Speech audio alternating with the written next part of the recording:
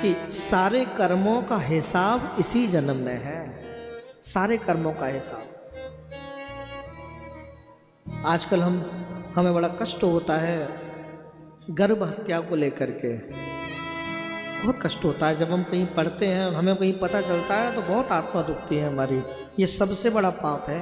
आप चाहे 100 कथा भी करा लो ना, तब भी गर्भ हत्या कराने का कोई निवारण नहीं है।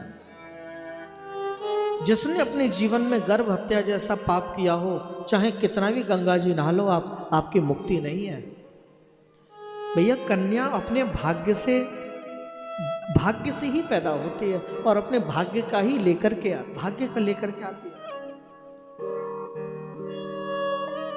हाँ, थोड़ा सा ऊपर नीचे हो सकता है खर्चा, लेकिन हमें ऐसा कोई बाप नहीं मिला देखने को, ऐसा कोई पिता देखने को नहीं मिला जो ये कहे कि हमने अपनी बेटी की शादी करी और ठाकुर जी की कृपा से इंतजाम नहीं हुआ।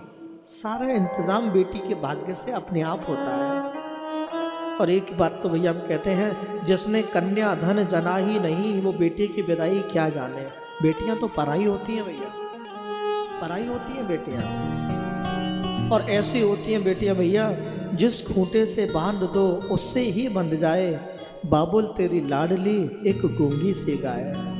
बेटी कभी नहीं कहती, जिस घर में भेज दो उस घर में बेटी चली जाती है। और जिसने कन्या धन जना ही नहीं, वो बेटी की विदाई क्या जाने।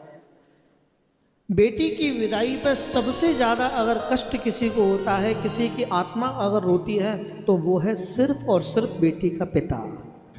उस बाबुल माँ नहीं है, उस बेटी के पिता का जो हाल होता है, बाबुल राजा का जो हाल होता है ना, वो कोई नहीं समझ सकता। पर बाबुल राजा सामने आकर के ये कह नहीं सकता कि मेरी छाती फटी जा रही है, मेरी बेटी मुझे छोड़ के जा रही है, कह नहीं सकती वो, क्योंकि बेटियां भैया पराई होती हैं।